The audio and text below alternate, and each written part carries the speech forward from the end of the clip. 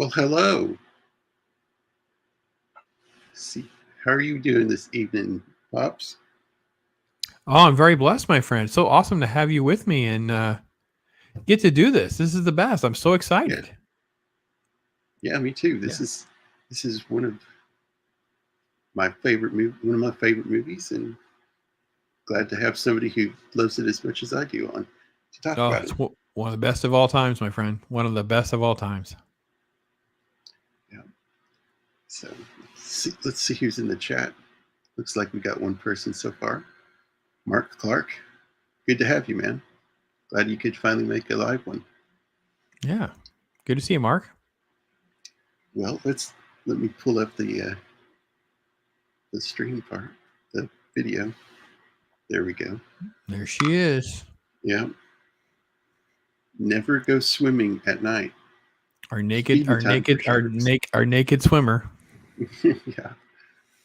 Now I did hear something about this that the harness they had her in to pull her around Mm-hmm. actually was causing her pain, and her screams are actually real. Yeah, from what I read, that she, or I don't know if I've seen documentaries or what I've seen over the years, but she also, I don't think they told her exactly what they were going to do. So the way they had her harnessed in when they're jerking her or whatever, a lot of those reactions were legit. Like she just was totally freaking out a little bit. Yeah. So Yeah. yeah. Yeah, and I think this is the most horrific part of the movie, even more so than the little kid getting eaten. Well, it wastes no time like shocking you, right? It just wastes no Right. time. Like it's all a lot of stuff's in the dark. You don't know what's in the water. You don't see it. Like the shark didn't work at this point. So whenever Right. this was done, it's even worse because it's in your head, right? Because we Right. don't see Right. it. Yeah. So if the shark had actually worked, we would have seen a little bit of the shark. So the fact that it's off camera, to me, stuff that's in your head is like the Hitchcockian effect Yeah. is, Definitely. on like a category 12. It's freaking amazing.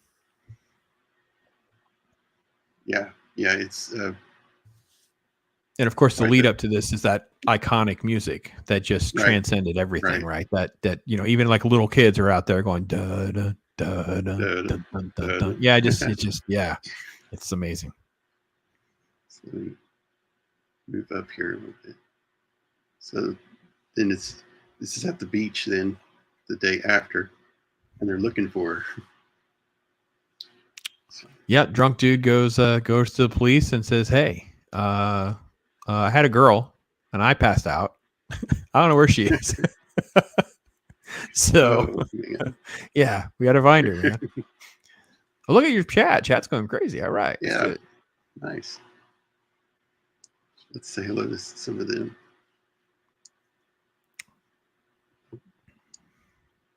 Hello, Dead Punk. Good to have you, man. Hey there, Ian. Glad you could come on.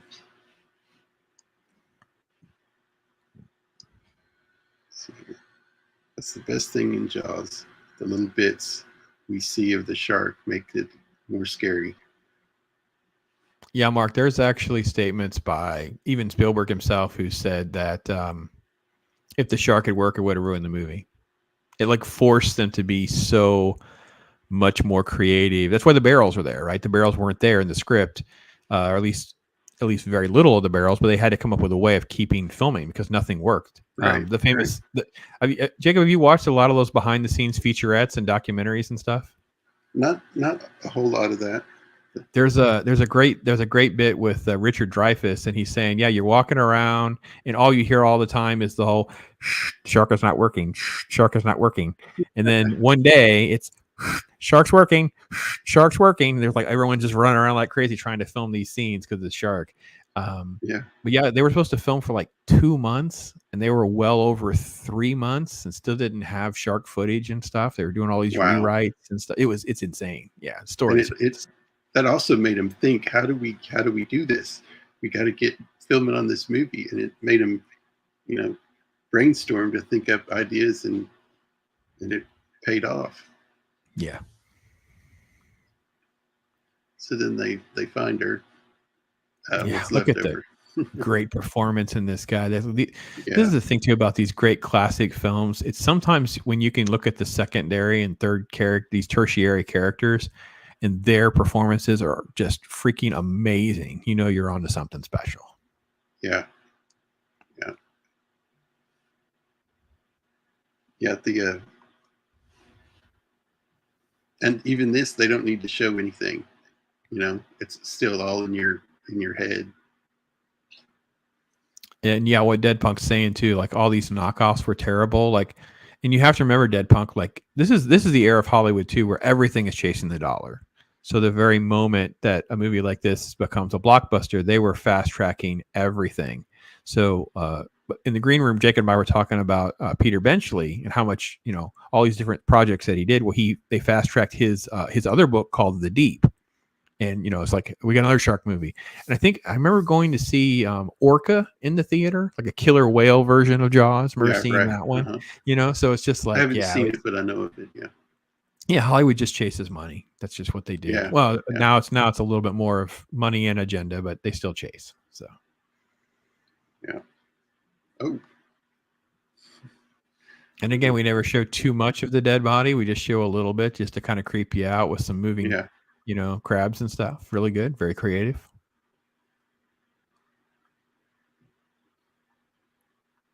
We got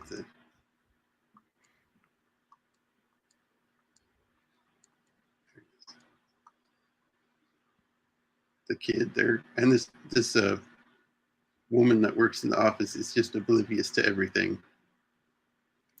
Yeah, you know what's interesting too is like for this kid, he's actually an islander. Like, so the one things that Jaws did is it actually went there to film and then used all these locals in these different roles. And he was just an aspiring actor who responded to the ad as an extra. Next thing you know, he had one or two little scenes and things like that. So it's kind of cool. So Yeah. I agree, Mark. Mark, the book got bogged down with like, you know, Hooper has an affair with Brody's wife, and there's just some pieces that are just not needed. I mean, I understand why they're there, but I think the movie captures the fact that the three guys in the boat, like, they don't like each other, and there was more of that in the book because obviously the one dude slept with his wife, so it's even worse. Like, you know, but no, it's great. I love the movie. Movie's a classic. Yeah, Death Certificate. Shark. Just got the S there. Yeah, it's tricky with the way you share, and you can only move a few seconds here and there, and you have to be careful playing. So I understand your frustration. So Yeah, that's right. Yeah. Yeah, you're doing fine. So forget where he goes. He goes to get some. Yeah, this is a good part. He knocks the.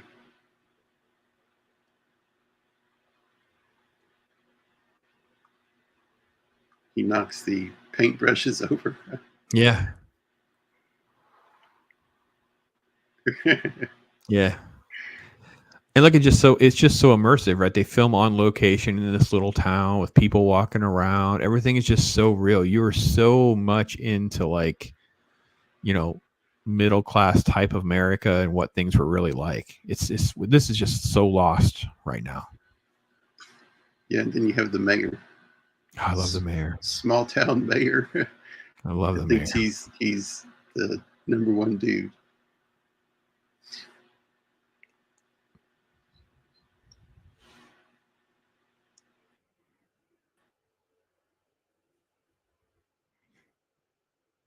Dead Punk saying that he's seen the Italian Jaws ripoffs. Yeah, man. I tell you what, Dead Punk, Ironcaster on my other shows kind of got me down the rabbit hole because we did a film on Tubi, because Tubi did like a knockoff of Shark Week, and they added all of these different things, and we did Shark Side of the Moon, which was just a horrible film. But then he went down this thing. We started a poll. Next thing you know, they got me doing. I'm kind of doing a review of Sharks of the Corn. That was the one everyone voted. They sounded like it was the worst, and it is absolutely horrid. Yeah, but Tubi has a lot of that garbage shark film stuff on there. So yeah. Oh, you just look up shark movies, and there's so many knockoffs and ripoffs of different movies. It's hilarious.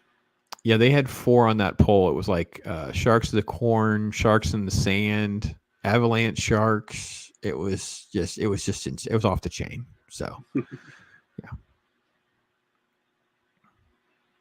I like this too. He hears that the Boy Scouts are practicing swimming, and he's like, I got to get them out of the water. well, you have to remember too, Brody, of course, right? So he's like the New York police officer. He's on an island. He doesn't swim. He doesn't go in boats. He's terrified of water already. So he's overreacting to the shark thing. So let's be honest, right? He's overreacting. So anyone near the water, like he's just totally freaking out. He's like the mom with the kid kind of thing, right? So it's a perfect way to set up a hero's journey, right? Because he's going to have to ultimately end up in a boat face to face with this shark. Right. Yeah. And also to have the opposite side, the mayor wanted to keep everything open because of the summer vacationers coming in. Yeah, greed is the dominant factor in his life. He's like, no, we're not closing a thing, right? So then he gets all the henchmen to come and put the new sheriff in his place. Yeah, what do you think you're doing, Martin? You don't have the right to do these things. You don't have any power here.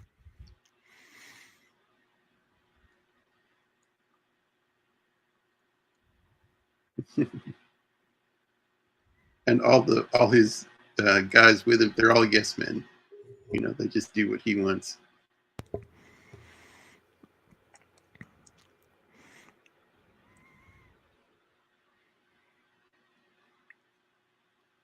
Hey, Mark, you'll catch it at some point. I understand. Let's see. Every 5 Jaws ripoffs on there was good one. Piranha 78, Alligator 1980. No, it took a while to get good ones. I don't dislike Jaws 2. It's okay. Jaws 3 was bad. Let's just be honest. It was bad. and then Jaws 4. Yeah, Lake Placid was fun. That's a nice alligator creature movie. So, like creature movies, you can pick and choose. You can find some good ones here and there. So, yeah. Dead Punk loves Tubi. I'm with you, bro. But the worst thing about, or one of the things about Jaws 4 was the shark roaring. Yeah. Just bad. I remember seeing Jaws 3 in the theater. It was in 3D. And you could it literally just looked like, a cardboard shark in this one shot. There's this one shot. Like you're even in the theater going, this was terrible in the moment. Some things don't age well, like technology and stuff. Like it just doesn't age well. Yeah. That was bad. That was bad in the moment. It was bad. Yeah. Right.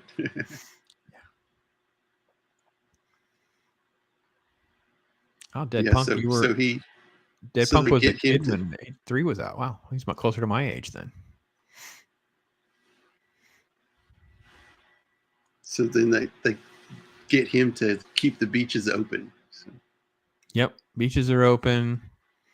This is another lady. She's an islander who got the gig to play the mom.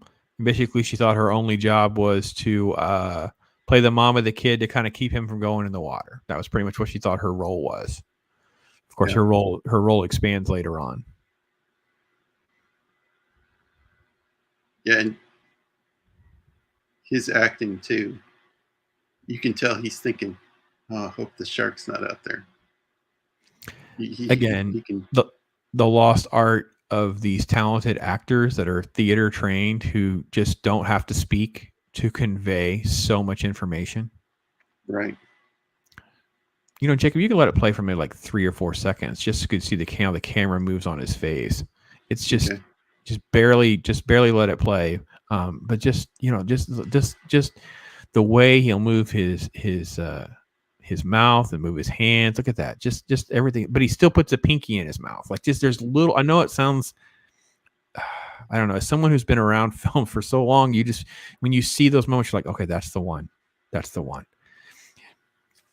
Yeah. Yeah. People just going about their business. No harm, no foul. He's completely on edge in every single moment, right? And look at the way they did the wipes, right? Because people walk in front of the camera, and that's where the edit is. Yeah. It's perfect. This guy up there just talking nonsense, like he doesn't care. He's trying to watch the water. That's great. Right. And you can jump ahead a little bit because obviously it's a longer scene, but just there's little moments that you can pick up on when you watch it, folks, especially when you give it a chance. So Yeah, this guy. yeah, the guy that just popped up out of the water. Chief, you never go in the water. and two, I've heard this on clips and other things. That's some bad hat, Harry. Yeah. Yeah. Hello there, Teresa. Glad you could drop by. Oh, Triple M. Oh, hey, awesome to see you. Thank you so much. Dead Punk says that the worst shark thing was Sharkenstein and Shark Exorcist. Holy crap, man. Please don't talk to Ironcaster and get me on the hook with more shark crap, man. I can't handle it. So, yeah, Mark is talking about that actress. She gets paid to slap him for, yeah. She finally had to draw the line because I guess she had tons of people asking to be slapped by her, by the way, which we'll get to that when that scene happens, I guess. But yeah, that's a crazy legacy, isn't it? Can you imagine that, Jacob? I forgot to remind you to try and watch your language a little bit, please. Yeah. Guys got to behave.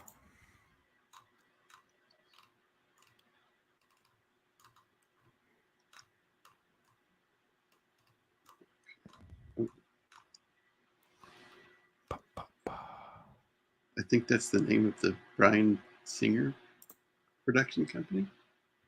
What was that? Yeah, I don't know what you're talking about. Sorry.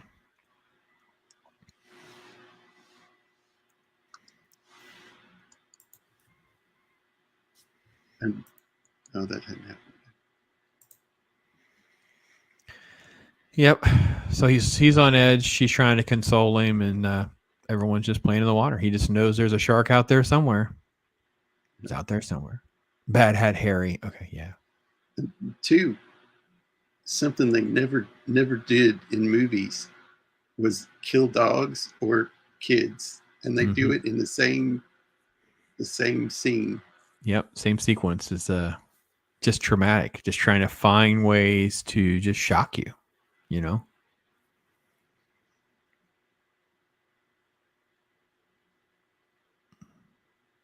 Look at how the camera moves to his response, like it's finally caught.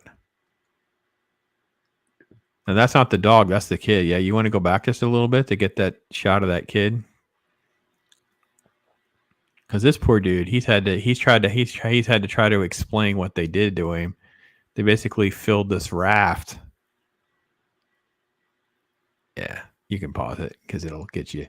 Because that's the closest thing we get to a little bit of a shot right there. But yeah, they filled this raft and it's like blood going everywhere and whatever, and kept having to do reshoots because he couldn't stay underwater. He's like a little kid. He doesn't know what he's doing.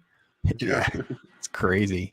But just that, just showing the little glimpses of the shark's fins and stuff, it really makes the scene. Well, just the trauma goes off the chart, right? Because you had the nameless, naked, drunk, skinny dipper, but then you have this little kid. Like it's just, and the dog, right? But you have this little kid. So now it's like all bets are off. You're so emotionally shocked by what's going on. There's obviously they show blood, so they're not like, this isn't for the meek. This was originally rated R when it was in the theater. And just different times. Yeah. Yep. Gotta start looking for a kid.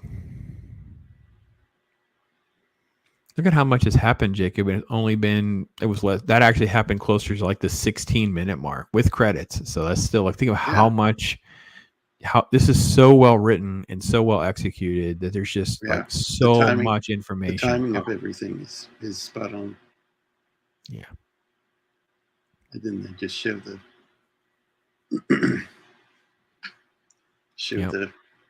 the pieces of the raft. Yeah.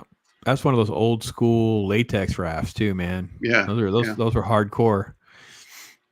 Yeah, Dead Punk. That was an interesting zoom there on Brody, complimented by the music. Yeah, that was just so film school brilliance right there. Like that stuff's just lost. And they're having this meeting, town hall meeting.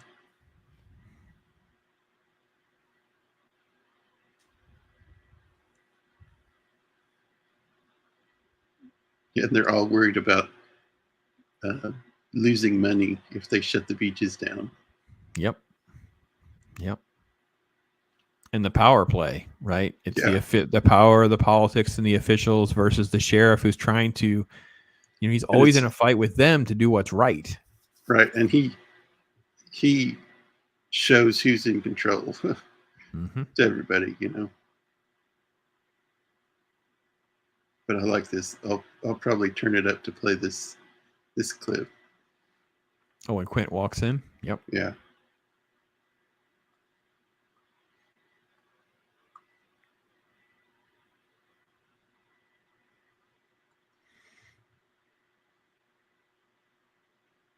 I don't think you hit share audio. I didn't hear anything. Oh, you didn't? Oh, okay. No. That's okay. But everybody knows that sound. Yeah. Ian, no, I don't think Brody doesn't get fired. They threaten to fire him, but no, they don't fire him.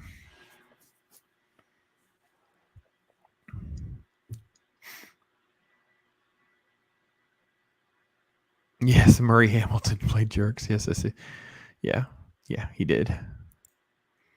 Good old Murray Hamilton. It's an old school reference. Good on you. Oh, Robert Shaw, man. Whew, what a crazy guy. Yeah. And man, he's been in a lot.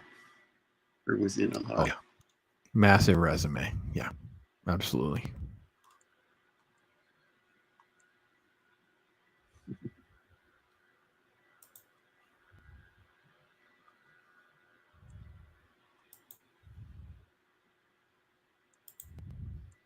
Give it a speech.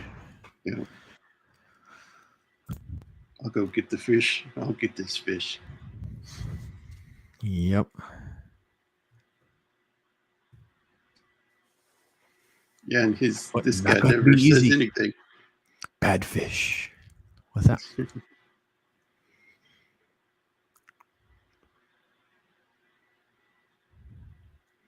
Because as you know, I like this part too. amity means friendship.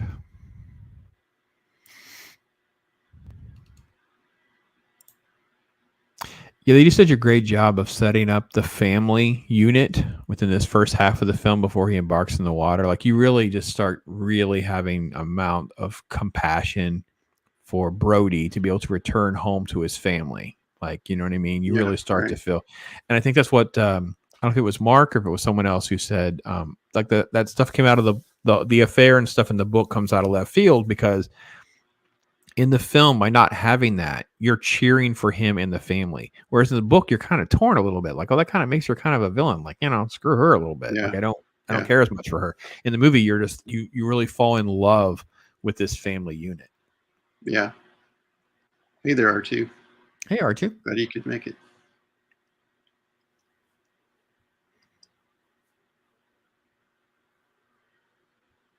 Oh, Robert Shaw was a writer. I don't know much about that part of his career, to be honest. I know he would like to drink, and I know he liked to tell stories. So a lot of stories are not real. So we'll see. Yeah. I don't know much about what he wrote. So you guys would have to clue me in a little bit. Don't know. It's cool. Yeah. Remember that one? Yeah, From Russia Love. Yeah, definitely that for sure. Hey, there are two. Yeah. Man goes in cage. Yeah, and cage goes in this, water. Sharks in water. This shark. part too, he's reading about sharks. Yeah. She startles him. Yeah, he's terrified of the water. He's terrified of all this nonsense. And now there's a freaking shark in the water and his people. And yeah, he has no idea. I mean, I don't know about you guys, but a lot of people didn't know about sharks back then. Like it was just, something happened somewhere else. And, we didn't have the internet. And I got to be honest, I think I was I don't know, it was pretty old. I think I was maybe 4 or 5 before I even saw like a pool. Like there was like a community pool somewhere in the area, but I lived in like the Yeah, Midwest. It's like not everybody had pools. So it was a right. long time before I actually went swimming regularly or anything. Yeah, I only went swimming in lakes and rivers. Yep. But yeah, then he sees his son in the boat, Yeah. Get out and he of the boat. starts hollering at him, "Get out of that boat!" Get out of the boat.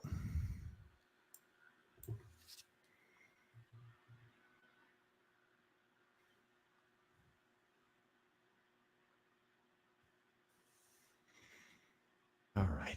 We'll be getting, yeah, okay. Let's see where we're at. And she's like, "What are you freaking out for? Just let him be in the boat. He got it for his birthday. It's okay." He's not going to the water. He may never go in the water again. Oh, don't say that. Yeah, I know.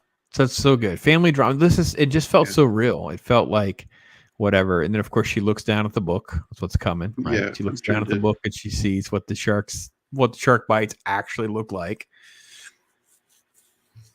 Yeah, trying to get to that part because it's perfect for the scene. Sure.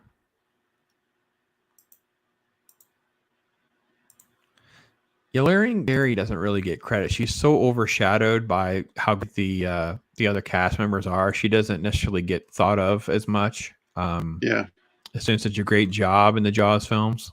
You know, she comes back for at least the second one. I know. Yeah, I think she was in one of the other ones too. was it the fourth one? Is the fourth one Revenge? I think it's called Revenge, right? I think so. Anyway. Yeah, there Then she she goes. The starts shark. hollering at him, "Get out of that Yeah, because boat!" the shark attacks the boat. Yeah, Uh-oh. you got your spam bots, man. You made it. You've arrived, Jacob. I've made it. Yeah. Yep, you've arrived. They've come for you. You've got your bots. That's good. That's good. That's funny, R2. Get rid of Water in toilet. Shark lives in water. I had solid logic at 5. Yes, that's great. That's great. Where is that? Trying to get caught up here. Let's see. Movie scared me so bad as a kid I couldn't even use the toilet. Yeah. Shark water. Yeah. Well, I told the story. I said earlier to Jacob, I said, yeah, I saw this movie when I was 5. The story, like, you know how the family is. I'll never let you forget these things, right? So I cried and screamed like bloody murder that I wouldn't get in the bathtub. So, Jaws: The Revenge of Michael Caine. Yeah. Yeah, I knew she came back. yeah. I saw this when I was 8. Yeah. Right before going on vacation to the beach. So you had similar scars. Yes, I can yes, tell you this movie gets you, man. This movie gets yeah. you. So she starts yelling, "Get out of the boat! Get You out heard of your the boat." father." Oh, this is good too.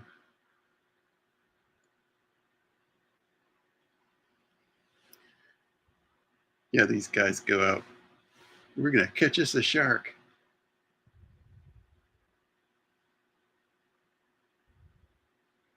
Yeah, just Big throw hunks of hook. meat on a hook on the dock and let's see what happens.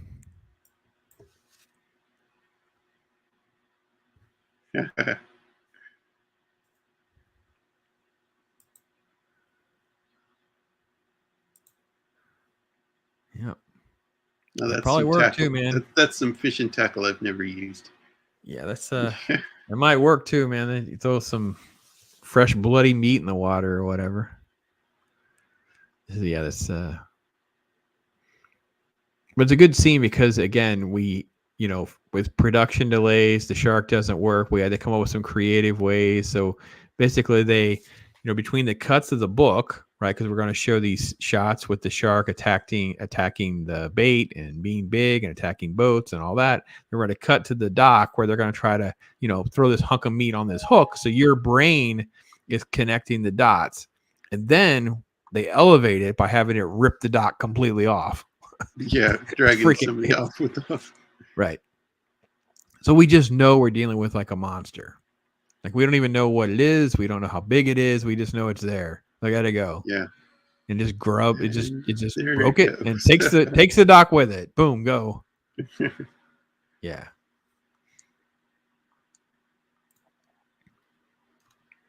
Yeah, and then the part where the piece of the dock comes floating up. Yep. After he's been saved and climbed out of the water. Yep. And that's where the comedy can at least allow you to have a breath, right? Because the movie just ramps you up to like a 12. It can't just leave you there the whole time. So, Cannoli Hello there, Sasquatch, my Cannoli friend. Sasquatch. Yes, my friend, we agree too. One of the best movies, and one of the best movies of all time. Just logistically, it's one of the best time.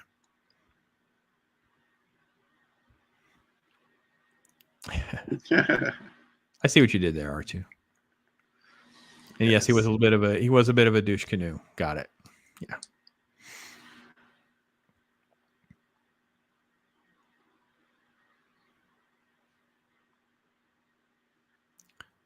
Yep, they didn't, and they used his wife's roast for dinner. Yeah, that's right. I remember that joke. Yeah, right. The roast. Yeah. Yeah, good call. Yeah, then it explodes and everybody's coming in to get the shark. Yeah, now there's a reward. Some money's coming. Everyone's going to go get a shark. And just chaos is breaking out with people. No idea what they're doing. They just see money. They don't know how to catch a shark. They have fishing poles, like just little rods and reels and stuff to go catch a shark. And then we're introduced to. Yep. Like this part. Yep. Hooper shows up.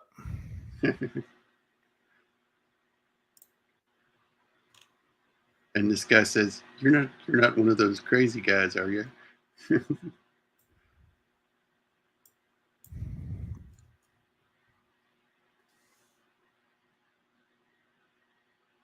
Yeah, and to be a small town policeman and to be inundated with a whole bunch of people, and there's only you and your deputy. Right, and this was what was they make a point of doing this, right? So they could justify having such a surge of population of people showing up so quickly. And Right. it's like, well, no, there's people coming from here, people coming from there, people come from here. We don't have enough resources. We don't know what to do. So yeah, then Hooper, of course, shows up. So they're all gonna die. Yes, Mad Hooper. Yeah, Ben Gardner, right. He is a bit of an OG hoop. And actually, Richard Dreyfuss is a little bit of an OG hipster, to be honest. So, yes. Maybe that should have been deleted scene, Mark.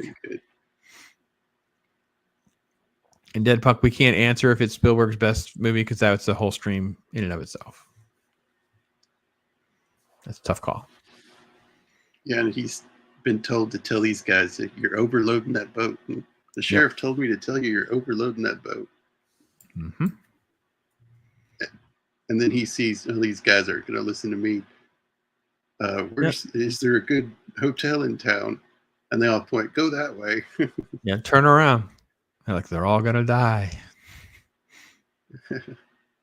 This guy with the dynamite. Yep.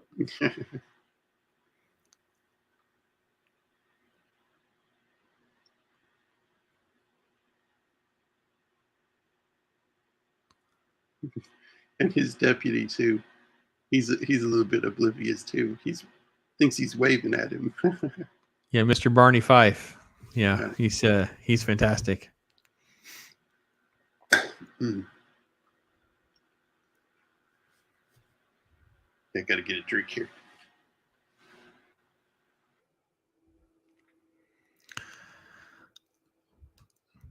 So yeah, guys, I consider this to be one of like the 10 best of all time. Like it's such a great film. The script is tight, acting's tight, execution's groundbreaking. It influenced cinema in so many different ways. Yeah, I just love this film. Just love this film.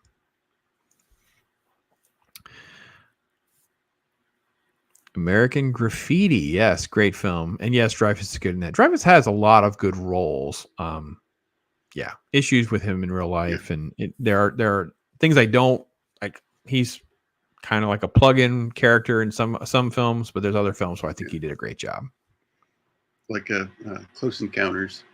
Yeah, Close I like Encounters that of the one. and I think his Hooper role is underrated as well. People don't give it credit. Like he really really is very believable as this sort of like beatnik environmentalist. Yeah, Yeah, rich.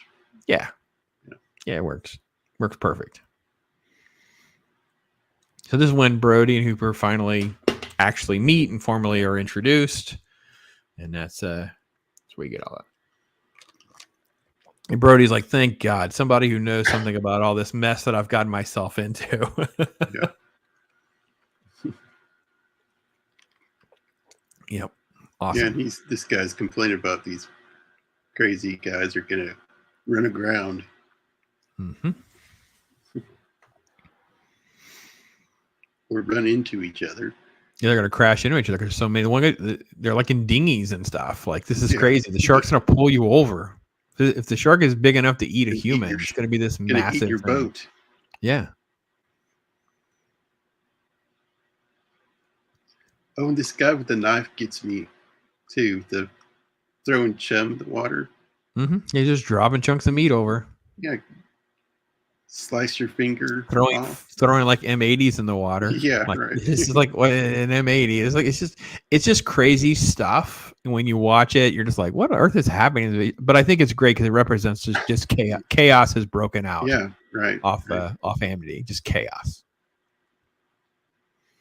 Of course, the famous autopsy scene. Yeah. And he's never seen a dead body before.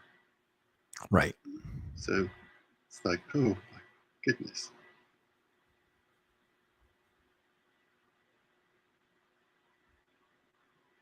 And he's giving off all these scientific names for the shark. Yeah, he's playing the oceanographer game and saying everything, and he's kind of lecturing the coroner. And yeah, did you notify the Coast Guard? So this scene was spoofed on Saturday Night Live with John Belushi playing the Hooper role, where they're in there doing they lift the cover, and he's like, this woman didn't slip on a banana peel, and it's so insane. It's the introduction to their land shark skits. I like what he says here too. This was not a boating accident. Yes.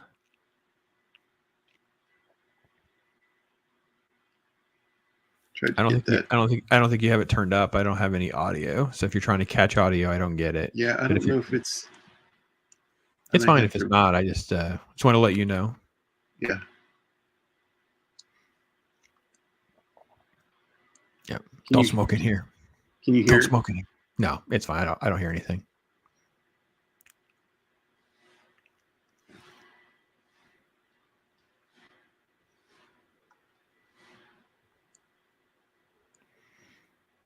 And it moves pretty quickly. I mean, it literally like you went, Pat. You stopped on it. It was great too. Like to try to play this up as like this small, insignificant death by the coroner. And one of the first thing he does is he pulls up a hand that's been bitten off the body, the arm. It's like this was not some casual thing or little thing. I mean, the person was obviously chewed up. It's just there's little subtle things that are said and done without having to, go into like a 3 or 4 minute diatribe or exposition. Yeah, and this guy's not even saying anything. No, he's basically being put to shame is what's happening over there. Yeah.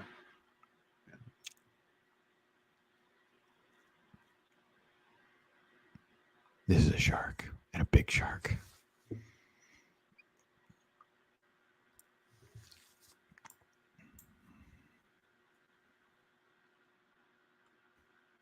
Trying to get that part where Hollers at.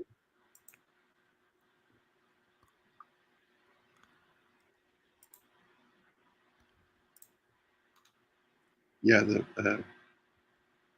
him too getting the water. He wants some water, and it's like this little bitty, teeny tiny cup of water. Yeah, it's one of those little. We used to have these little Dixie cups, right? So when they had a water dispenser, but it only had like these little Dixie cups. What they were.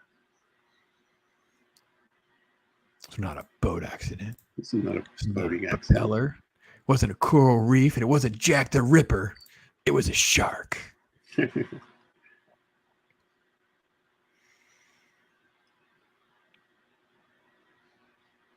And then they then bring they- this shark in. And they catch a shark.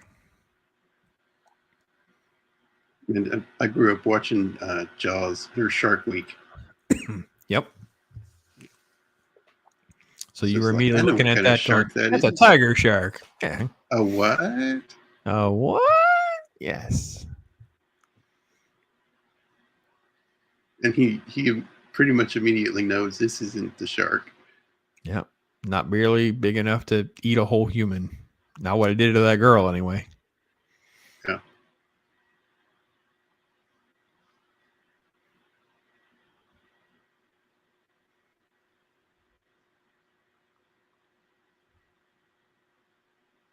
A what?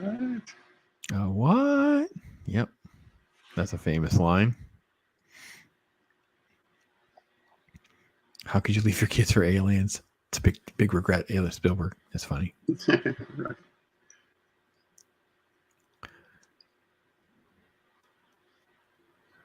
Yeah. Oh, Mary got Murphy's great. Yeah.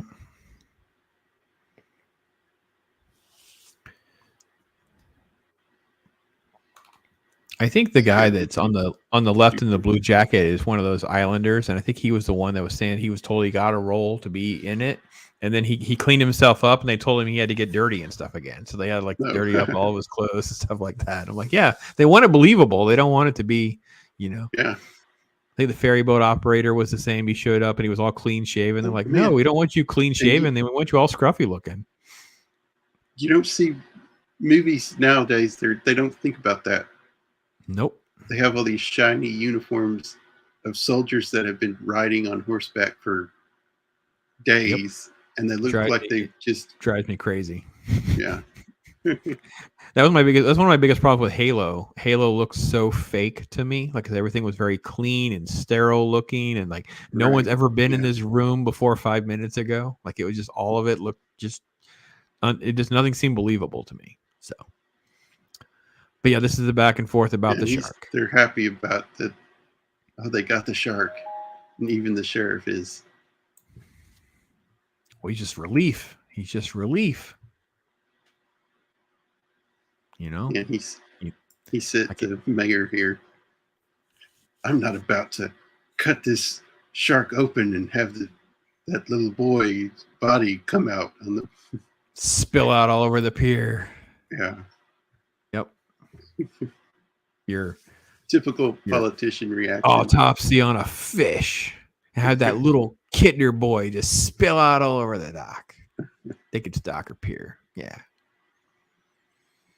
This guy's clothes, man. That big knotted tie and his crazy jackets and his over-the-top used car salesman attitude. Yeah. Yeah. Oh, here she comes. Here she comes. Her famous moment. Mrs. Kittner. Bring it, Mrs. Kittner.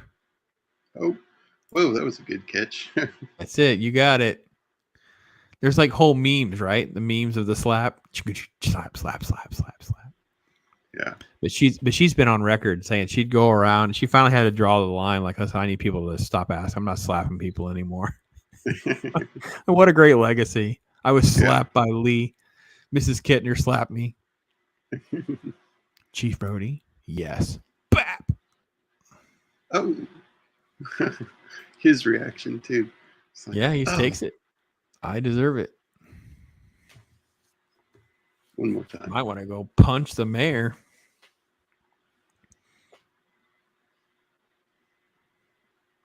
Oh, Mark brings up a good point about that shark, that tiger shark.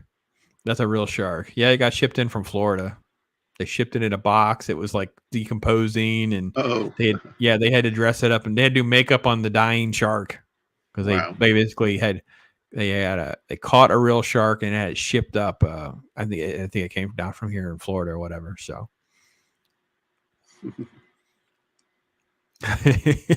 You had someone dressed like that? That's great. That's fantastic. Wow, that's a good one. Yeah, R2 says she just slapped the mayor. She didn't know. She doesn't know. They don't know. It's like, it's just, and I got to be honest, I love that. I love the fact that this helps Hooper have sympathy for Brody's situation too, right? Because he's torn. Because he's like, this is not the shark, but poor Brody's in a mess. I got to figure out how to navigate through this so he'll listen to me. So yeah, right. Yeah, the famous Mrs. Kidner. All right.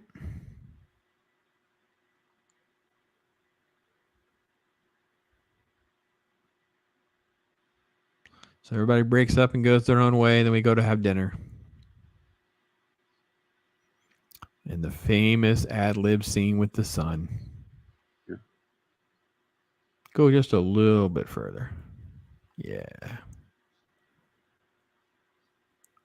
So I guess this is all Roy's doing. See how they're imitating each other? So I guess in between shots, that actually started happening. Like he realized when he was doing things, the boy was doing that. He did a couple things.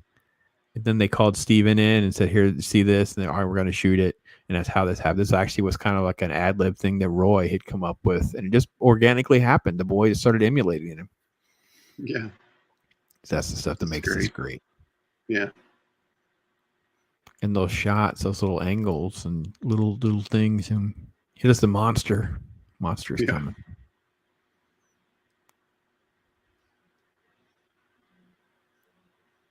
Yeah, it's fantastic. Yeah, I wonder what kind of do you know what kind of camera they were using here? No, I don't. Even if I knew, I don't remember right now.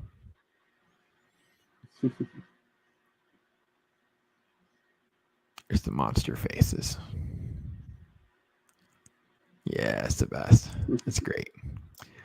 The authenticity just keeps coming through. Just love it so much. So. And having grandkids now, and I see this kind of behavior sometimes. My wife will constantly snap photos because I won't even be paying attention to it. Like we have this little swing that we'll sit in. I'll be sitting there, and she'll take a picture. And I'll look, and I'll realize my grandson's like crossed his legs the way I have, or something like that. Just because that's what little boys do. Like we emulate the people that we want to be like. It's just it's part of your responsibility. So. Yeah, I've got 5 nephews, so yeah, I know what you're talking about there. Yeah. Yeah, but such a great scene, and for it to all be natural. Didn't plan it, just happened. Yeah. And like we were talking about earlier, so much of this is setting up that love the audience has for the family unit, right? So they had this shot in this scene, but it just added a little bit right before Hooper shows up, right? So it didn't derail everything. We didn't have to go down a little side story or anything like that. Just a quick little moment, and we're good. And then Hooper shows up with wine. Mm-hmm. Yep, gotta have a dinner and talk sharks. Here's a shark guy. And you get just a little bit of exposition about Hooper and who Hooper is, and he has money and all that kind of stuff. So, is this where he's talking about the shark eating his boat when he was a kid?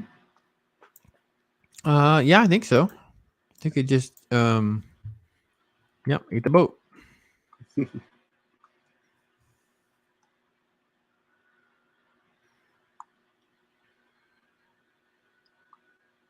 And I like this. You would let that breathe. Yep. And he pours like this massive amount for himself. Yes.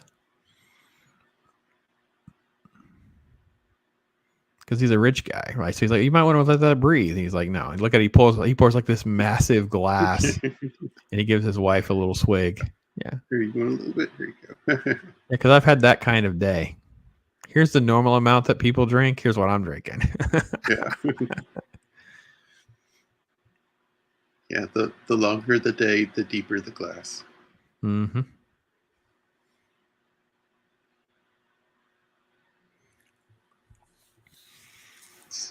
R2 saying. Oh, okay. I don't know about that connection. That's good to know. Okay. Interesting. Yeah, I was on a live stream about Indiana Jones, the Temple of Doom. Mm-hmm. And they mimic the scene, the scene with the little boy and Brody, Right. with Indiana Jones and Short And Round. Short Round, they had this little mimicking scene, right? Right. Yeah. Yeah, it's awesome. Yeah, Spielberg and Lucas are like really best friends. They're really, really close during this era of their career for sure. Yeah.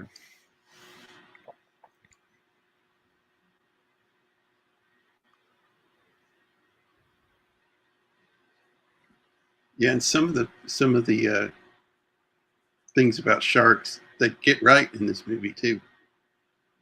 Oh yeah, well back then they spent attention to just detail. Just 3 feet of water. Mm-hmm. That's actually true. Well, and to the sharks, to the sharks' defense, that is where we are. Like, Yeah, we're right. we're not out there 30 feet in the water. So yeah, I guess statistically, it's a law of numbers. And But yeah, most great whites will bite somebody, and that'll be it. They don't bite them. They don't kill them.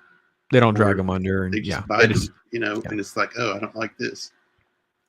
Well, and most animals are not going to want to have to work for it, right? So people are really terrified in Florida of like alligators and stuff like that. If reality is most of the time the alligator wants to get away from you.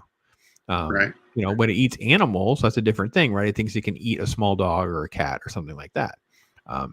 The ones that usually are attacking people or something that's coming at it, it's a really large one, and you're usually somewhere near its babies or it's a nest or something like that. Yeah. So right. sharks are really not a whole lot different. Sharks are very territorial. A great white is like a solo predator, wants to do its thing, but it's also pretty lazy. Most bites are people on surfboards and stuff, and they're like, "Yeah, I thought it was a turtle." It's not. Right. I've seen there's a guy in California that takes a drone over the water, Yeah. And it's absolutely amazing. People swimming and on surfboards with great whites like 10 feet away from them. Right. It's crazy. Yeah. They're just and they're oblivious to it. They don't even know it's there. And it just, kind of looks at him and swims off. Mm-hmm. Oh, R2's got to bail out. Thanks for hopping in, man, and contributing. Appreciate all your comments. It was awesome. Yeah, thanks for coming on, man. Yeah. Have a good one. Anyway, long story short was we need to go down there and perform that autopsy. Hey, I thought you guys caught the shark. We caught a shark, but not the shark. So let's go down here and we're going to do this autopsy now. So the digestive system is very, very slow. And then if that's the same rotting shark, I'm sure the inside doesn't smell very good either. I would assume at this point we probably are using just a prop shark to pull stuff out of. Yeah. So I've never really looked into that. I don't remember ever coming up, but I assume that, there was actually not like a Louisiana license plate in the real shark. This is just a prop shark. Yeah. But that's true too. Bull sharks eat junk. Oh yeah. No, so I work in the medical field, and in college we had autopsies and we had sharks for one of our things that we did. Oh, cool. And there was stuff even in small sharks. Like even small sharks will have stuff like, oh wow, because these were not like those kind of sharks. That's crazy big, But even like a 3-4 foot shark will have stuff in. Like, oh wow, it'll just eat whatever it finds. So Ian's also going to go tonight. See you later. Thanks for coming by, Ian.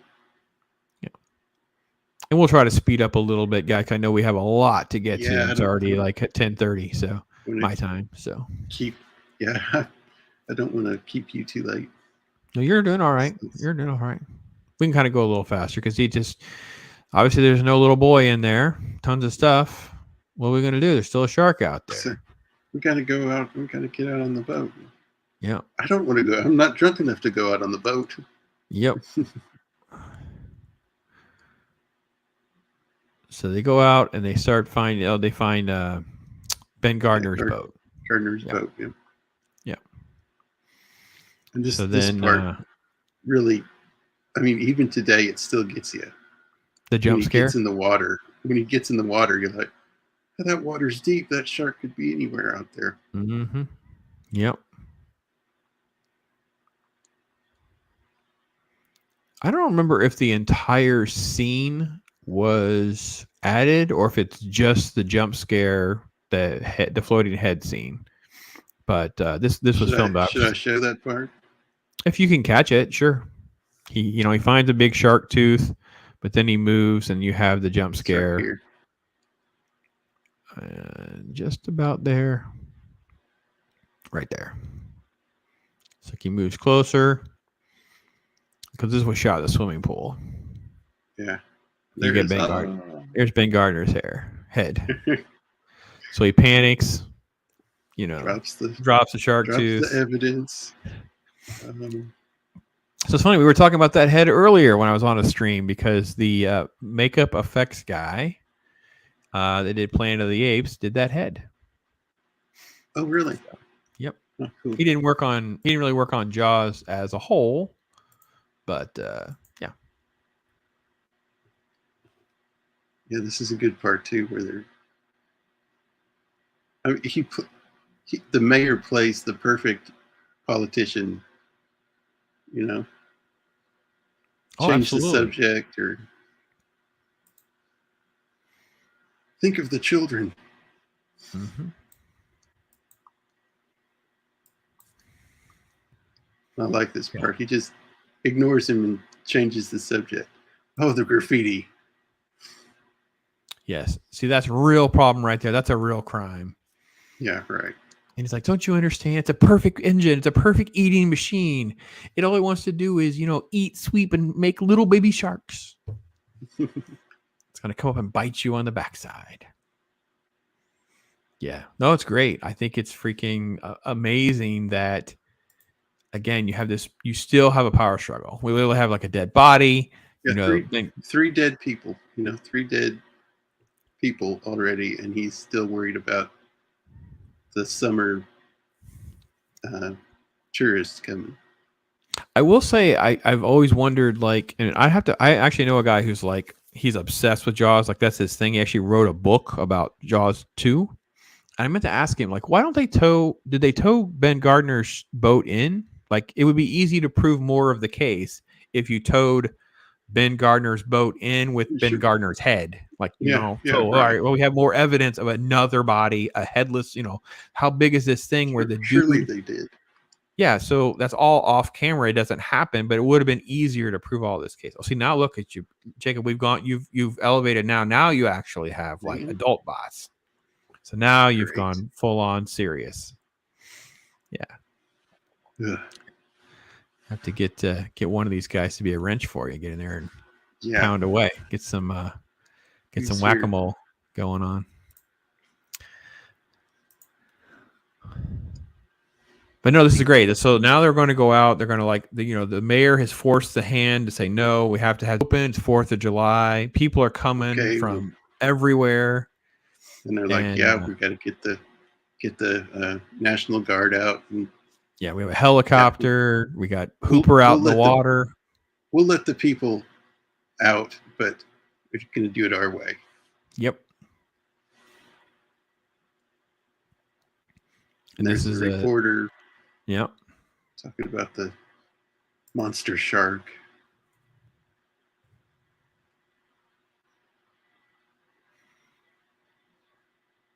And this part too, he's walking around the beach in his suit. Now the guy there in the suit that was the reporter, that's actually the writer. That's Peter Benchley. Oh, it is? Okay. Yeah, that's the guy that wrote the book. Now, the other guy in the earlier scene, I think he comes up again. Yeah, that's Peter Benchley, the guy that wrote the novel that this is based on. There's another guy earlier.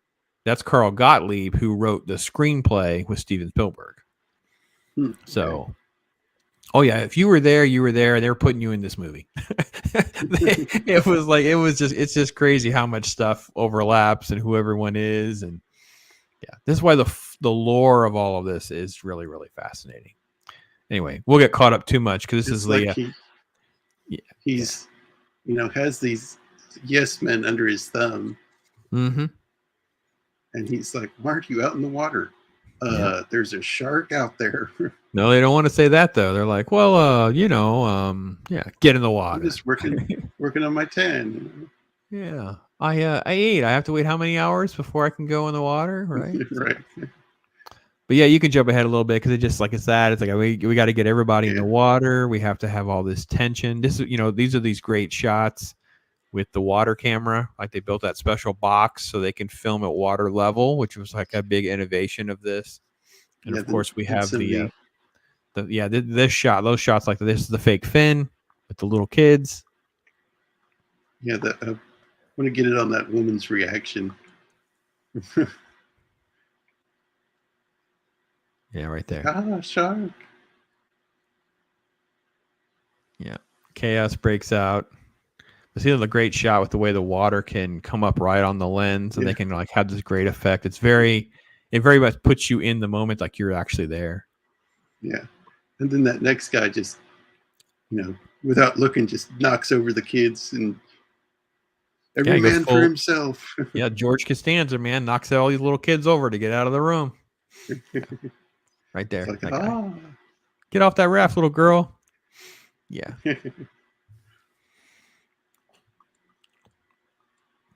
So chaos is everybody breaking out. Starts freaking out. And then we get to the shark. We have close up on the shark. Keep going. You're right. You got it. The shark actually kind of comes up. Come to find out, it's a couple kids. And they turn around. The looks on their faces are great. It's like, oh crap! we've done it now. That's the look we all had, and we were busted as kids doing something. Was that an M1? I don't know. It all happens so fast, but it's just so good. And no, I love it. Like, great shot. Either an M1 or M14. Yeah, it looks like an M1. M1, yeah. Yeah. Don't play too much. Now you're getting greedy. Yeah, they'll get me. Yep. Think And I you're love okay. Love the kid.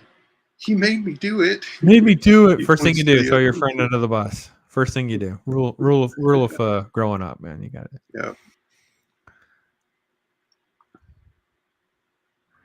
Anyway, so false alarm. Everyone's guard goes down, and then we have this girl who she's farther away to where like the water comes in this little like inlet. Lagoon And, or something. Yeah, kind of like a lagoon, and just starts yelling, "Shark, shark, shark!" I'm like, what now? No, that's where Michael is. And then, so the sense of urgency starts to raise, and we get our first. We're going to see our first shot of the actual shark. Yeah.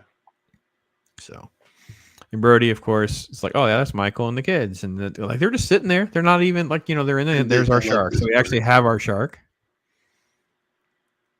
You should, if you haven't seen it, you should try to find one of the featurettes, or I don't know, even a YouTube video probably has it, where they have like the outtakes where you can see the fin, and the fin will move above the water. The water level changes. You can actually see the machine. You can see it moving. Yeah, right. Yeah, it's pretty cool. Yeah. And I think this guy is like the scout leader, because this is the same guy that was with the kids at the Boy Scout swimming. Oh, okay. So I think he's the scout leader or something. He's like, no, you're doing it wrong.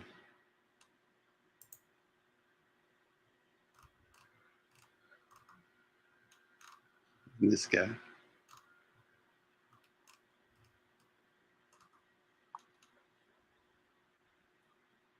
Yeah, the way they, I don't know if I missed that right there. So the way good. they use the camera. It's great. Yeah. Yep. And Michael's just going to be in shock from all of this. Yeah. Yeah, just keep going, because the shot that comes up is what's the money. It's like when the boat's over and he grabs the boater, and they rescue Michael, but he's in shock.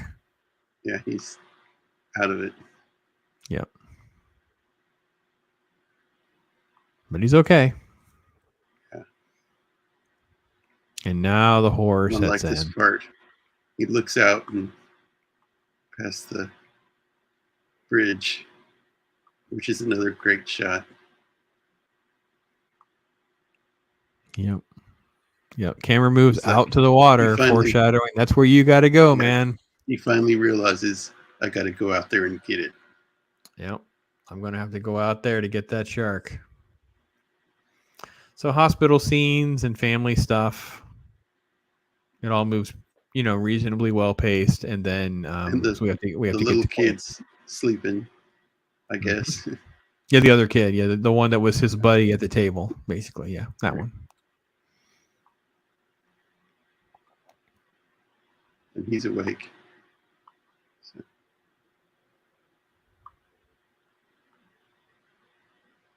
Get some ice cream. And he hands the kid off and goes and finds the mayor. Got to go to the mayor. We got to get Quint. Here you go, buddy.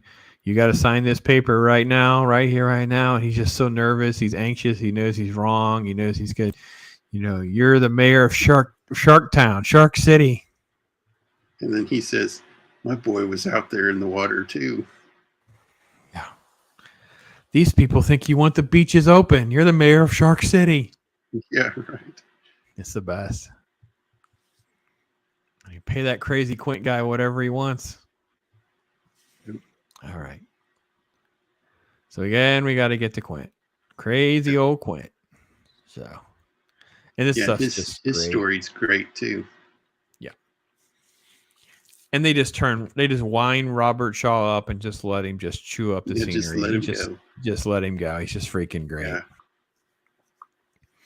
So, and the set is just incredible with the, the way they would use the acid to, clean the shark stuff off. So you have all these shark bones, the shark jaws and stuff everywhere. And it's like his little side business, and, well, maybe his business, I guess, because it depends on how many sharks you have to get to catch. Yeah. And then I'm not sure Robert Shaw's acting in this scene where he's like doing like a drinking thing. It's like trying to, I'm not sure he's really acting. I think it's kind of how he actually was. This may have been ad-libbed. I'm not sure. I like how he hands that off to Hooper. Mm-hmm. He's like, don't drink that. Yeah. And looks Hooper at it like smells it and drinks it. Yeah. Yeah, so this goes, and we can go quicker. We can go a little faster through this. Like, this is the test for Hooper. You're a knot. Tie this knot. Try it's this like, knot. You have city hands. I love how he ties the knot and tosses it at Quint, and Quint doesn't even look at it. Just tosses it aside, grabs his hands. Yeah, you haven't done a hard day's work in your life. You're a rich city kid. Brody has to kind of call the shots and say, no, we're all going. We get the shark hunting boat called the Orca. Yep. Because orcas love to hunt or eat sharks or eat their liver. They like to eat their shark liver.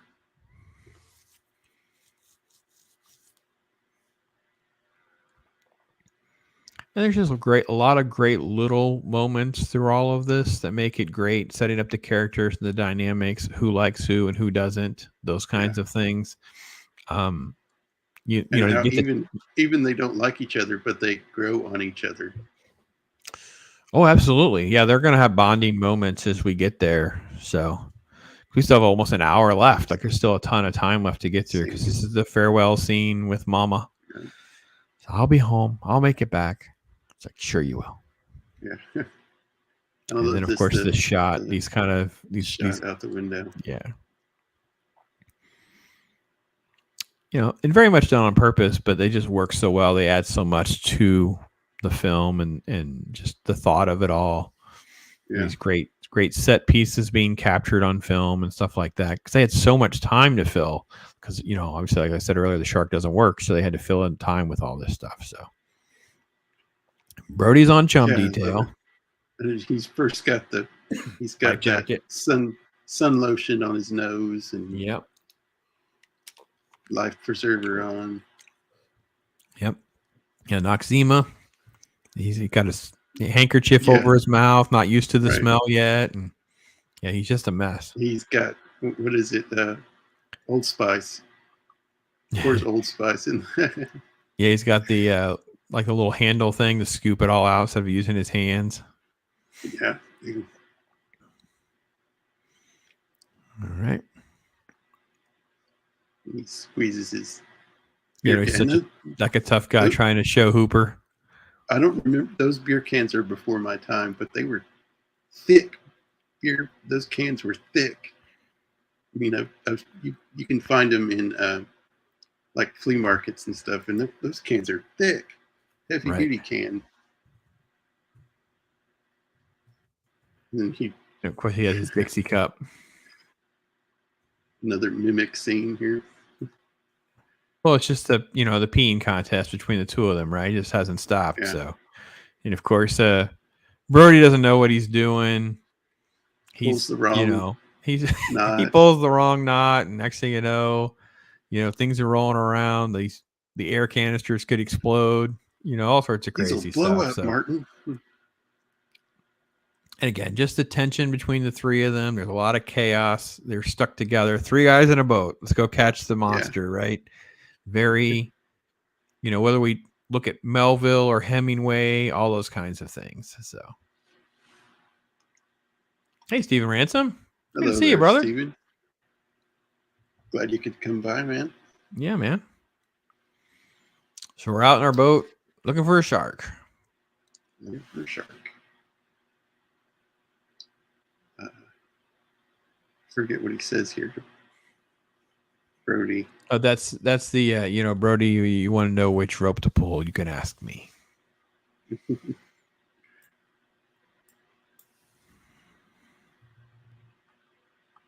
Yeah, this part too, where someone starts pulling on the line. Yep. It's tick, tick, tick, tick, tick, tick, tick. Yeah, so good. It's like so much. Starts strapping himself in. Oh, Steve, is Steven backstage? Is he? I don't know. Did you send him a link? He could be. You want me to send you a link, Steven? I'm not sure what the comment meant otherwise.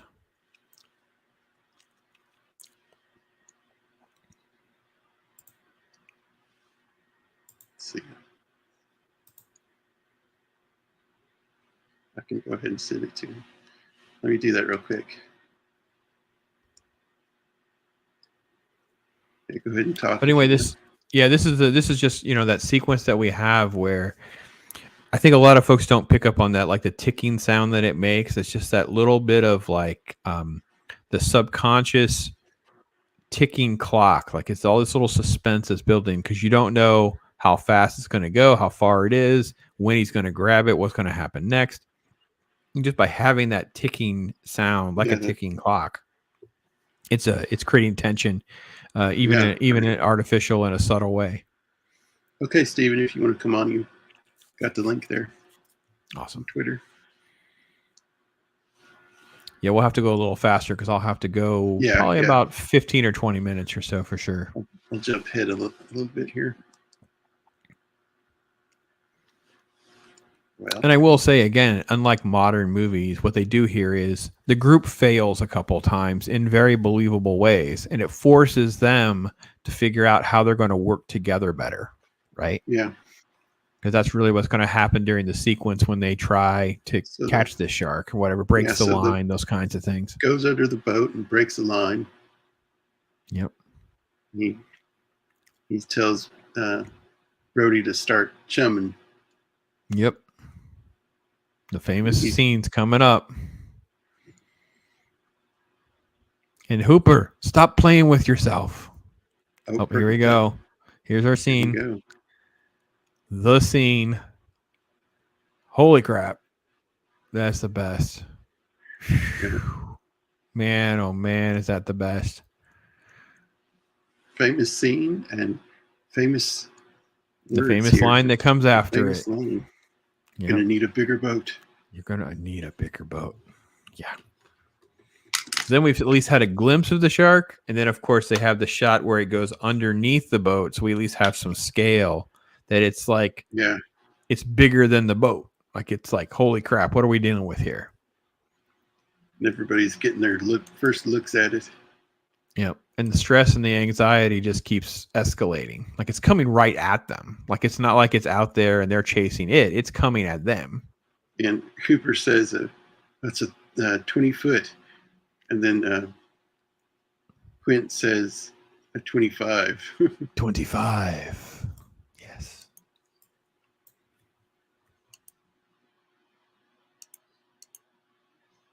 Yeah, and the scene 3 with tons of him. Yeah. the barrels too. Whoever thought that up, that was genius. Yeah, it was like, so they had to go out in the little dinghies to film, because they basically had to film the certain direction so that you would never see land in all these different shots. So they would constantly have to move the camera around. And of course, the shark's not working. I don't know that I've ever heard who gets credit for the barrels, because I don't know if the barrels were in the script originally in some fashion and they had to use them more often or not. But Yeah, the fact that we keep the story going by using the barrels is great. Yeah, and I guess they use the same track for the shark for the barrels. I'm guessing Say that again. I'm sorry, I misunderstood. that they use the track, to pull the shark along. They use that for the barrels. Right. So whenever they're doing that little, tie this off thing, because Hooper is trying to add that little electronic tracker to it, it wouldn't matter if he was shooting the harpoon out of the gun or shooting this or whatever, because he's just basically trying to get the barrels in the shark, because then the shark can't go deep. It will eventually wear the shark out. The shark can't go under. In this part here, he's trying to get Brody to go out on the pulpit part of the go out on the edge for scale. I'm not going out are you freaking crazy? So he tags the shark, or he's tying up the tracker. Yeah.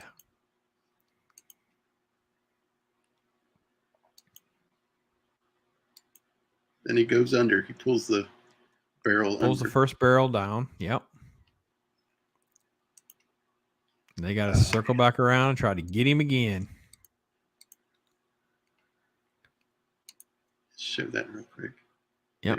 So he's kind of racing around. They're chasing after the one barrel. And it goes bye-bye. Yep.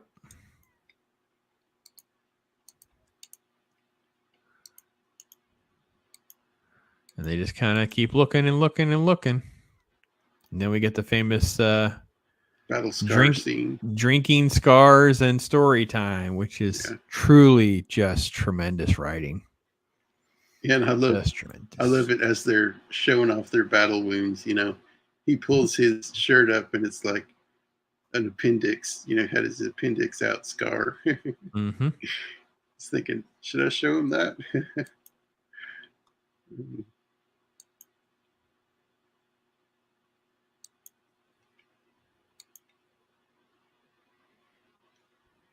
So they're showing off all their battle wounds and drunk. And he talks laughing. About they drink to their legs. I'll drink to your leg, drink to my leg before they get to the Indianapolis. And then he points at a scar on his chest or something. Yep. Yeah, see that right there? Moffat, something, I forget her name. Yep, broken heart. Broke my heart.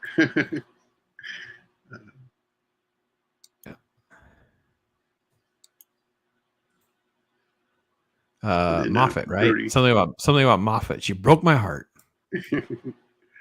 But the best part of the Indianapolis speech, I know we have a lot to do or whatever, but I want to touch on the fact that great scene though, where he talks about the sharks don't go away or whatever, looks right into your eyes, that shark, those lifeless eyes, those doll eyes. I'm like, oh, ooh, those black eyes roll white. And I'm like, oh my gosh, the scene is so good. Oh, man. The high-pitched screaming. That was a terrible... I've seen some documentaries on it. That was a terrible disaster. I actually did. And it's on my other channel, which I don't really work on right now. I interviewed a guy who survived the Indianapolis. His name was Edgar Harrell. He actually passed away, I think, in the early part of the pandemic. I don't think it was related to the pandemic. He was a survivor. He did a book with his son, and I got to do an interview with him. And him talking about this and what they went through and all that, it was life changing. It was crazy. I'd like to see Crazy. that if you could find that. I can try to find it for you. It's just audio because it was a radio interview that I had done, and then I'm trying to Okay. salvage, audio from, I don't know how many years ago it was now, probably like 7 or something. So see if I can try to track it down for you. Yeah. Yeah, but yeah, that the USS Indianapolis, right? Yes. Yep. I mean, it's the boat that delivered the atomic bombs, to drop Yep. on Secret Japan. mission. No one knew where they Because no were. one knew where They they ended up. were. Oh Mhm. man! Yeah, they And ended up in then the all the crosshairs. Yeah, and then they were out the at ship. sea. I've heard that the shark attacks like that, the ship getting blown up sends out the same kind of waves as a fish in distress. Same Yeah, kind of even initially, just getting a few of the tiger sharks agitated like that. That once they start feeding on yeah. Once something, they then you have the frenzy thing going on. right. Uh, so yeah, he was saying that. I don't know if it was him or if it was just other people though. This little boats would come in and they would land on the water and they would get people out hanging on the wings just to try to get people out of the water faster. That's crazy Yeah. to me. After The days at sea, that's how you get saved. It's just PBY boats or planes, I think, is what they're yeah, I called. guess. Yeah. It's Yeah. crazy. Yeah, So it's a great addition to the film because it just adds some interesting historical elements and right. depth, right? I Right. mean, he's just, a war veteran who's been through some crazy stuff. So yeah, maybe that's why he's so crazy. He's been through some crazy stuff, man. You start to sympathize with Quint even more. So Yeah, right. and then meanwhile, the shark doesn't rest. The No. shark has to interrupt their story time and drinking time.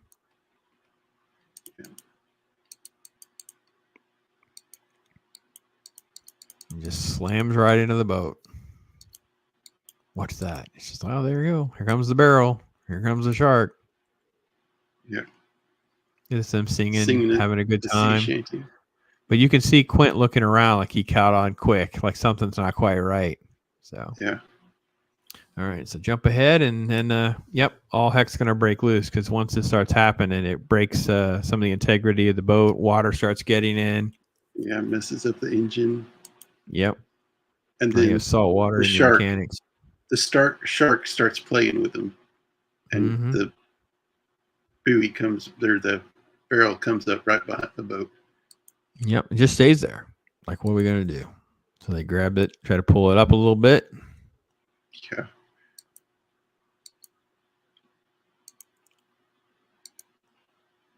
Just as they're getting the barrel, and about to peekaboo. Ooh. Yep, cuts his hand, goes back underwater, but it's just wailing and flashing, smashing and slashing around. And Brody's like, we need some help. Coast Guard, help, help, help.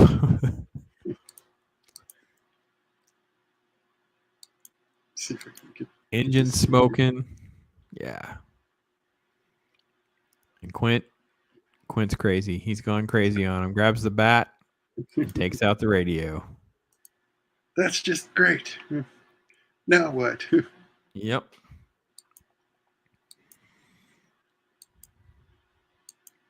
And then it's like, so fellas, he's back. Plug him with another barrel. Yep. Takes off. And then he goes down with 2 barrels.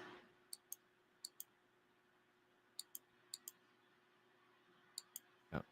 I don't believe it. 2 barrels. He's going down again. Yeah.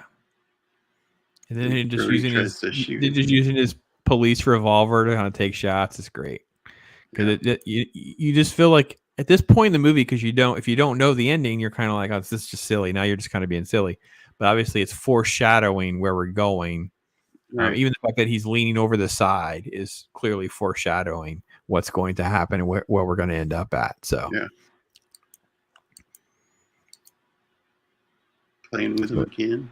Yep, trying to pull it in, try to figure out where we're at on things, and this is where just this scene too, where it's like the shark's pulling the boat backwards. Yep, they've tied him up, but reality is he's as strong, if not stronger, than the boat. So he just starts pulling the boat over. The engine's smoking. They barely have any juice to keep going, and he's just kind of chewing his way back up to the boat. They're revving the engines, and the engines are just not having it. It's just a Smoking. mess.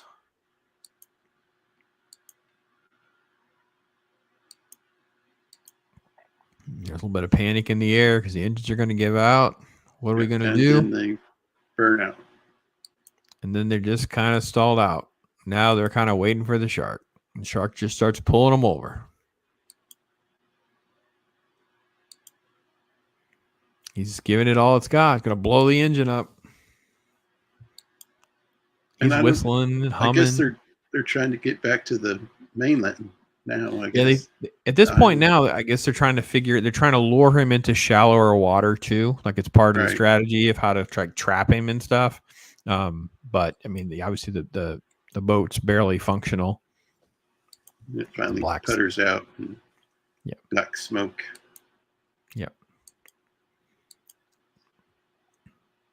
And the amount of tension just keeps going because you don't know what they're going to do. They're running out of resources because they can't stay on the boat. The shark's just after them at this point. Yeah, the boat's starting and to now sink. It's just taking on so much water. Like, time to get out the cage. Yep. So let's put the cage together.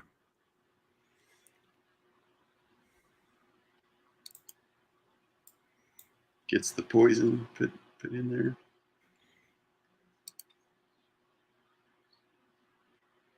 Yeah, and the first, the opening scene is like 16 minutes to where the kid gets eaten in it. And then at the end of the movie, it's like 12 minutes left, and it all. And that's with credits. So it's even less than that. You figure it's probably more like 9 minutes. So there's so much that happens in this film. There's so much about character development that we care about these three men, the battle against this shark, the struggles that they're having, that and then when we have these action sequences, I mean, they are non-stop stuff happening.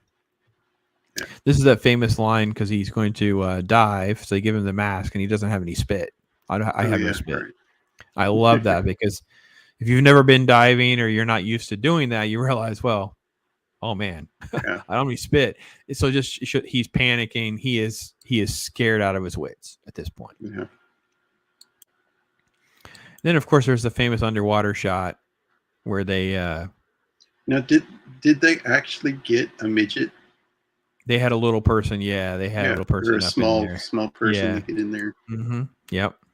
Actual shark, with the. They actually had a shark in the cage, and a little person in there for scale, and just kind of swims by. They had a couple of those shots. Yep. Yeah. I love how the scene of it just swims away and disappears. Mm-hmm. And then boom, it like comes right up behind him. Yep.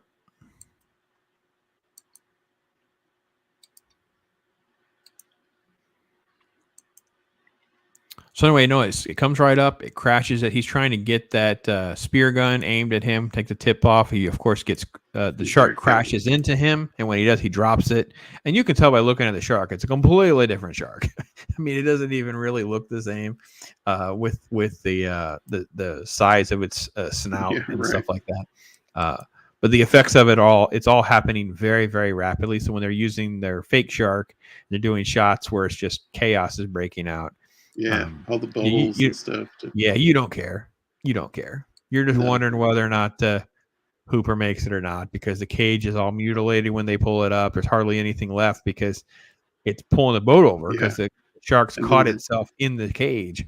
The crane breaks. Yeah. And you barely have anything left. It's just chaos. Like, he's dead. Which he actually is. He's actually dies in the book, right? Yeah, I think so. Then the shark comes up and bites that, or breaks the back of the boat. And there's those doll eyes.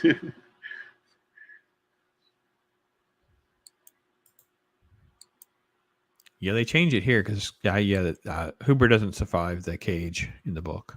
Yeah. Yeah. And then just the boat scene. It's just like the whole boat's just being tipped up. Yeah. And they have all the edits that you need. They have all the edits you need of knowing what's going to happen next. They point, a little shot of this, a little shot of that. They foreshadow everything that's going to happen. Shark But when busted. this happens, oh my gosh. It's just wailing back and forth. And, when it goes after Quint, it's just your heart's just breaking like, no, no, no. Yeah. He grabs that tank that can blow up.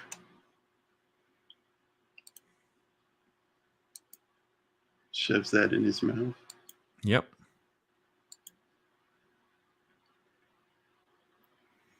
He doesn't know what to do. Grabs his M1. Yep. The M1.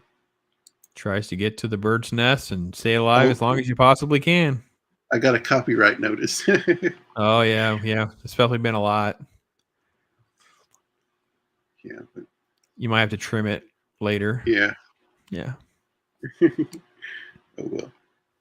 I mean, worst case scenario, you won't be able to monetize it until you fix it. That's what happens. Yeah. So you can play with it. You can always download it and re-upload it. I guess they'll tell me if. If you do. If you haven't had those yet, when you have a claim, it'll say view details. You got to wait for it to load. It'll pull the video up, and there'll be a timestamp. So it'll say, whatever mark to whatever mark, and you can play that and see. What I would do is listen for any time where we're not talking, and try to trim that out first, and see if you can get it shorter. And eventually, hopefully, you can get it short enough that they'll accept it. Okay.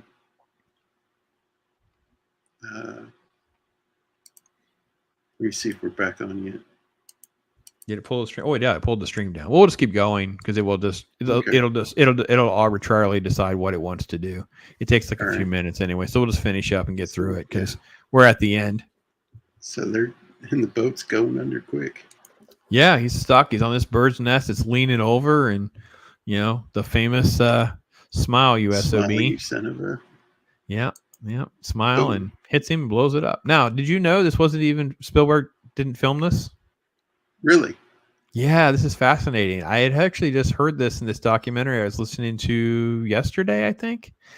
And so they wrapped up, and what happened is they couldn't get this right. Something happened with the lighting and the effects and everything like that. They couldn't get it right. So they had to call it for the day. Well, he and Dreyfuss were set to fly back to California. So they told him, you got it. Just film it in the morning. And he left, got on the plane and left. And the story goes that, and Dreyfuss says this too. He says, Steven was afraid if he stayed, he'd filmed his last shot. The crew were going to get him. Because how they like to pull pranks on the last day. They like to do things, right?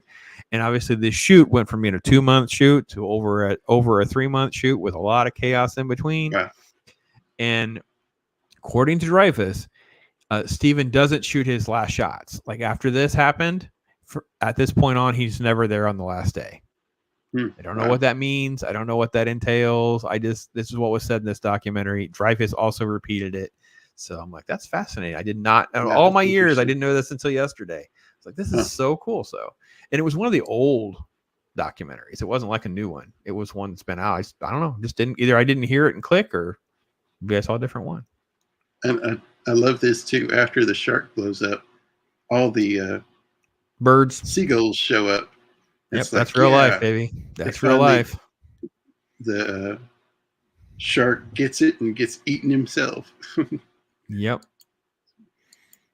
And then you see this crazy sounds, and the carcass descends, and then we finally get to see Hooper. That Hooper actually survives in the movie. So, by the way, the stream did come back. So it's a pretty short segment that you have to work with. Like I said, if you can find let's say it's 12 seconds, just find 2 seconds where we're not talking and just trim those. Just don't trim much. Just keep make them work for it.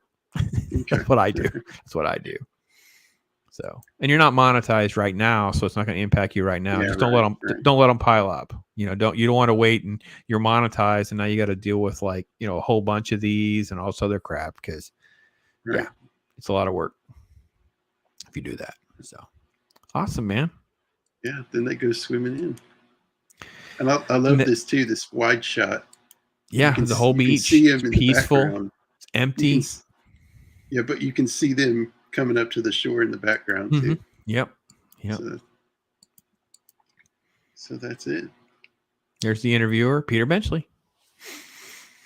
So yeah, no, just a great film. Tons of legacy. Never gets old for me. The more I have thought about this film, the more love and admiration I have for it. So you and I were talking, I think mostly in the green room, but like, you know, the merchandising campaign that was birthed out of this, the fact that this was, and partly this was a success in large part too, because this was like this created the summer blockbuster, right? That wasn't really a thing. Yeah. And they used TV marketing to make it a thing to see. So they had the very dramatic voiceover commercials. You know, it survived 1,000,000 years, and now this summer you can experience it for yourself. So that kind of thing, right? And then, of course, what do we do with that? You have some success. You throw merch at it, right? Get it on shirts, get it on lunch boxes, get it on toys. It's the first one that makes this stuff sort of like happen. Yeah. And then I wrote in a couple of things I didn't know. Like I said, I made some notes when I saw that documentary because I like to. I'll learn things, but when I hear or watch them and I write them down, then I'll remember them. And then of course I don't know the expiration date on me remembering that fact, but who knows? the lady that got the Oscar for editing this, her name is Vera Fields. She got, because of the editing Oscar that she got on this, it got her a major promotion at Universal, which I thought was super cool. Yeah, that is cool. Yeah. And too, Verna Fields. I'm glad they had problems with the shark. Everyone is. Yeah. Everyone is, including Steven. Like that documentary, it's just him admitting, which I've heard him do this before, you know, whatever. But it's like, you know, I remember I asked Graham Nolan this, because Graham Nolan's a famous comic book creator, and he did a thing on monsters and Jaws. And I asked him, I said, yeah, did the shark work? He goes, yeah, it wouldn't have worked. Would have in the movie. It's the Hitchcock thing. Hitchcock talked about that. Hitchcock would do explanations on how to build tension in thrillers. He's like, the two people. Yeah, the bomb's on the table, right? So, the shark works more because what you envision in your head and what I do in mine are more personal, right? It's more like what we're scared of. So, I think it's great. Yeah. Of course, you know, everything works for this movie. The poster, of course, is iconic. It's been parodied and spoofed about 1,000,000 times. The music we talked about, just what a film, what a legacy. Yeah, in some of the stuff I think they've lost with movies nowadays. The art form is the music. You know, that was an important part of movies. It all sounds very similar, right? Many times. Yeah, right. Because I will say that because people have asked about the Batman. So I'm a huge Batman fan, comic book fan, all that nonsense. And I talked about the Batman. I've told people, said, you know, I've done my reviews, I've talked about it, whatever. Since all of that, because I've kind of put a pin in it. What I have watched since then is that sequence where he comes out in that big fight scene where that music's playing and stuff. Because that's the best sequence where that music is enhancing the film to a next level. Right. And you're right, because it's the score. It's the music that does it. It's not just the visuals or the story. It's also because the music makes it greater. Yeah. Exhilarating. Yeah. That's awesome. Well, I'm so glad you picked this movie, and I'm also so glad you included me, because this film it's been part of my life since I was a child, and it holds up as much in the last couple of days as I've watched it again and dive deep again. I always try to learn a little bit more about it. It's great. Great movie. Yeah, I'll probably watch it again before too long. Yeah, I don't usually go too long without watching it. And by our standards today, it's PG-13 at best. I think it even gets a PG rating in some. There's an edit where the girl's not naked, right? There's a girl, there's an Right. edit. They do a couple of little modifications, so it's like a PG version basically. So I've seen those on like either way, FX or they something. don't really show anything. Yeah. I Do mean, they? you have to be kind of a weirdo to kind of know that. Yeah. Yeah.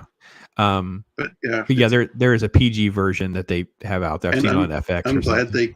they cut things out of the story from the book and didn't add it to the movie, because it focuses more on the going after the shark. Right, and it does focus a little bit of the family, and which is right good. there, because we didn't need Hooper and Brody to hate each other. We just needed there to be tension in the room. We needed tension, right. and basically the tension become they're all three so significantly different, and that Quint and Hooper were going at each other, so it pits Brody in the awkward position of I don't know who to side with. Right. I like Hooper, but I need Quint. You know what I mean? So there is no right answer for him. In the book, with the Hooper affair thing, it just derails a lot of these dynamics. Yeah, right. And you know what? Screw him. He died in the cage. Okay, good. It would have been like you could.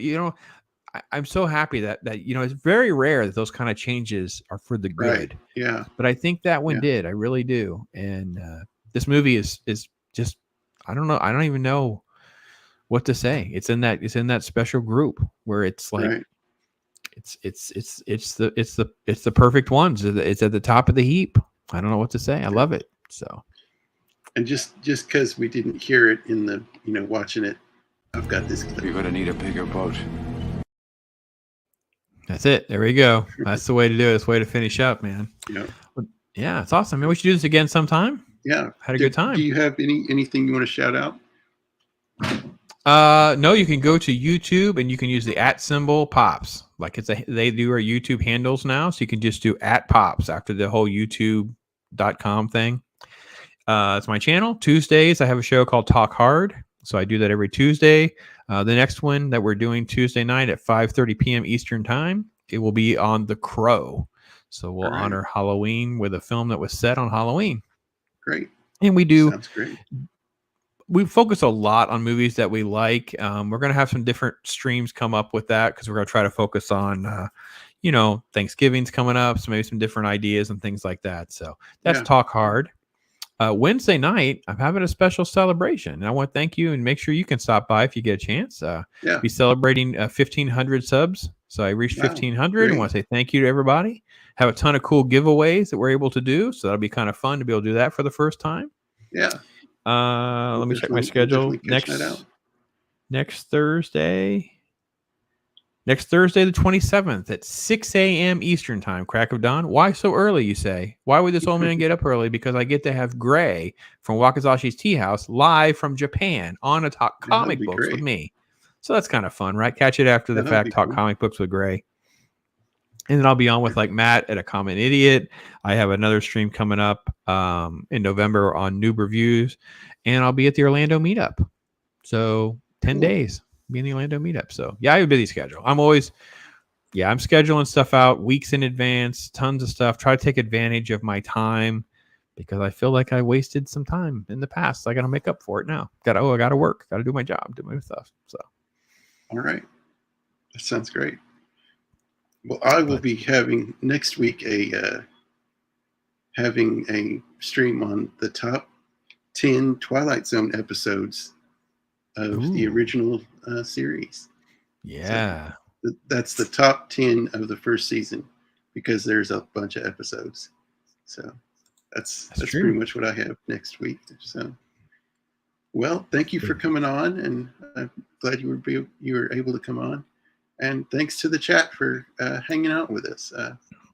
Thanks to everybody that was here. Thanks for people that are watching after the fact. Leave comments. Let us know what you thought and what your other, contribute to that conversation, because it's real tricky for us folks to, when you're on this side of things. I feel for Jacob trying to do that because I did it before this. I did an Argo stream earlier tonight.